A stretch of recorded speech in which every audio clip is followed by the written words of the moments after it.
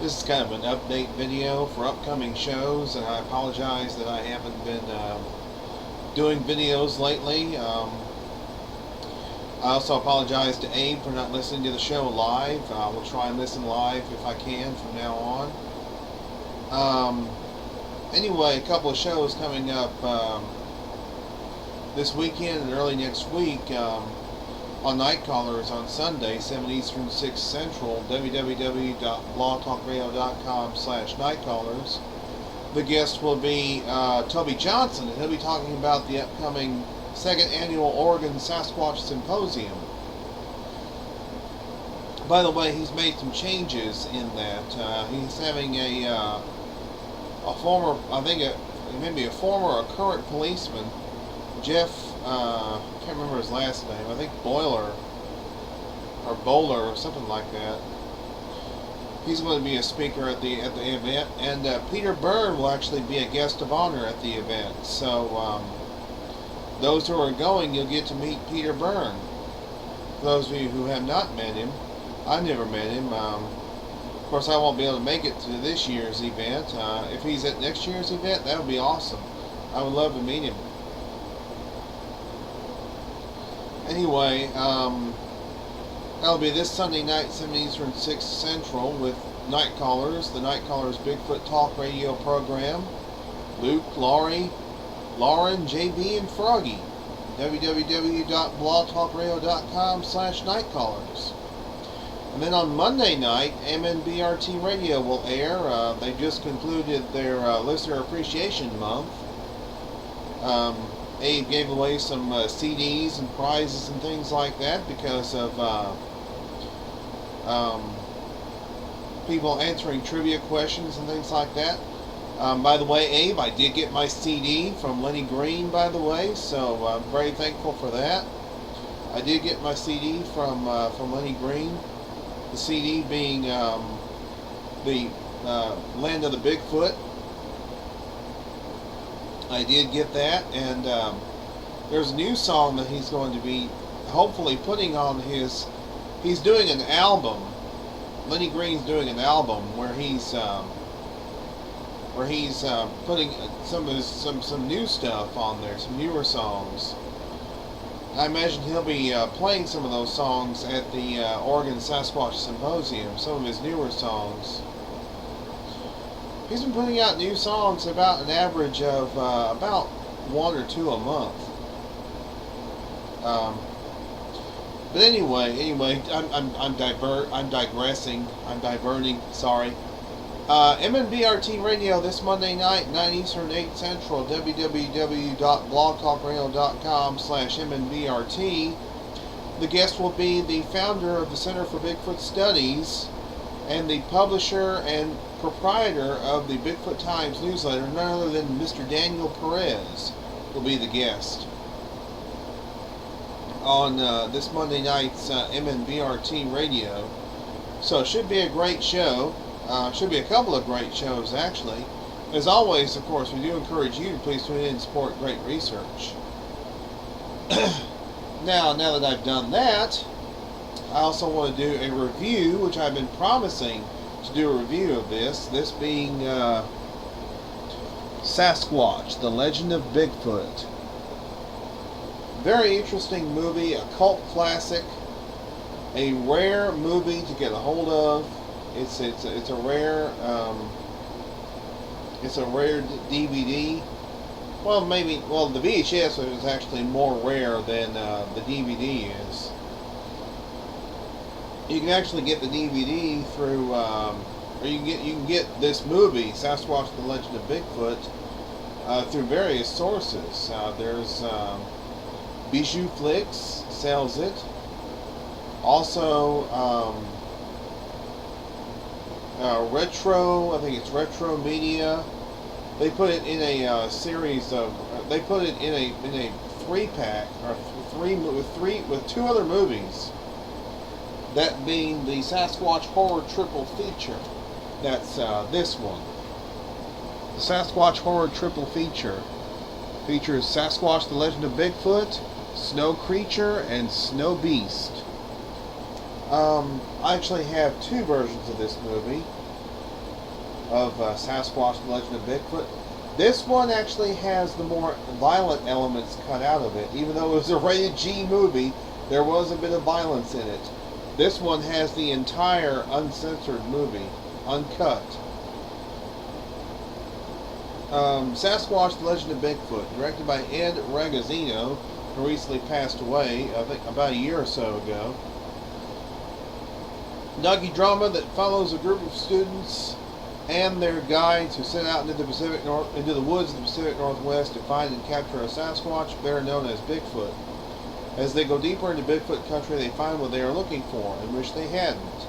During the film's story, some of the stories and legends of the creature are dramatized before men and monster meet. Shot on location in and around the Three Sisters Wilderness in Oregon. So it was actually shot in Oregon. It was not shot in Canada, even though that is where this party is going in the movie. They're going to Canada, to the area called the Pictou River, and beyond the Pictou is where it is said the Sasquatch dwell and the Sasquatch live. It's a group of unknown actors. They were very much B grade or Z grade actors. They weren't very talented, I'm afraid to say. But there was a group leader who was kind of an enthusiast. There was also a scientist in the group. There's a skeptical reporter. There's a kind of a horseman, a rancher type fellow who knows horses. There's an older fellow who's an old mountain man. There's an Indian. Then there's also a scientist. I think it was a group of 7. Well, anyway, they head to the land of the Pictou, and they encounter along the way some interesting wildlife. A lot of great wildlife photography in this movie. And also, there's 2 recreations of 2 of the more famous Sasquatch cases, that being the Ape Canyon incident, which the recreation is not completely accurate because they give the cabin windows in this version, whereas the original cabin that we know of in the original account had no windows. And the interesting thing is, this movie makes the Sasquatch seem much more malevolent than anything else. So in other words, the Sasquatch is basically, according to one description of the movie, it's the Sasquatch would the Sasquatch basically would rather snap somebody's neck just to hear it crack. It's a Sasquatch will kill you just for the sick thrill of hearing your neck crack. In other words,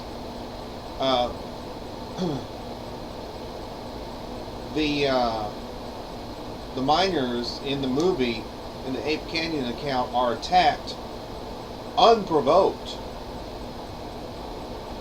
The Sasquatch is basically attacked unprovoked in the Ape Canyon incident, which of course we know that's not true. They were provoked.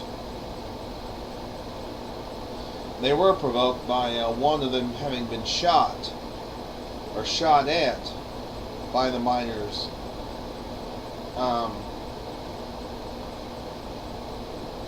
And they don't even show where the next morning Fred Beck shot one that was near the edge of the canyon, and it fell down into the canyon. His body was never recovered. But that story is recreated. Also, the Bauman incident is recreated. That's the incident in which Bauman and a companion, who is given a name in the movie, Jessup, I didn't realize that Teddy Roosevelt had named Bauman's partner, which he hadn't. But they apparently gave him a name for, I guess, dramatic purposes in the movie. And again, the Sasquatch is not shown to be anything more than a killer. Although there is the recreation of the one being shot at rather. But eventually the party does find the Sasquatches. Unfortunately, the Sasquatches decide to defend their territory, injuring several of the cast, or the, well, not cast members, but the members of the expedition in the process. And now the skeptical reporter had actually been attacked by a grizzly bear at one point in the movie. But eventually they are attacked, and but none of them are killed. They're injured, but they're not killed. I believe Josh and the Indian were the only ones who got off easy and didn't get any injuries at all. And the equipment was smashed. They had some equipment set up where they had these tripwires set up, which would set off little alarms and little lights that would tell the expedition members that the Sasquatches were coming into the camp, and they would hit them with tranquilizers. That plan didn't work out, unfortunately. Anyway, but they are left alive. The members of the expedition are left alive. The movie is produced by Ron Olson, who also produced the short 20-minute newsreel type documentary Bigfoot, Man or Beast, which has the rare distinction of having the only sound clip that I've ever heard of Roger Patterson. And there are clips from the Patterson-Gimlin film shown at the beginning of the movie. It's kind of a pseudo-documentary slash, I guess you could call it a docudrama. That's what you could call Sasquatch, The Legend of Bigfoot. This version, I really liked it because it's a lot clearer.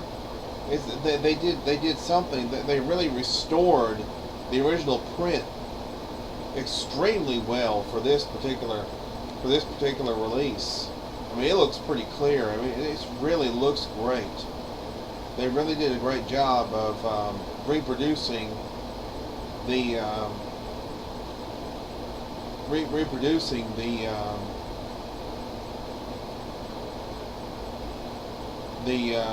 film, the movie. Anyway, I do recommend getting this, especially those of you who like rare Sasquatch movies. This is sort of in the vein of Mysterious Monsters, Legend of Boggy Creek, things of that nature. I would give it about a 4 out of 5 stars. The only reason I don't give it 5 stars is because of the acting. The acting's not all that great. It's certainly not Oscar caliber. I mean, well, then again, it's a Sasquatch movie with unknown actors. How good can it be? But there's really great scenery, and it's a good story. The story kind of holds together, and it's really good stuff. So I do recommend it.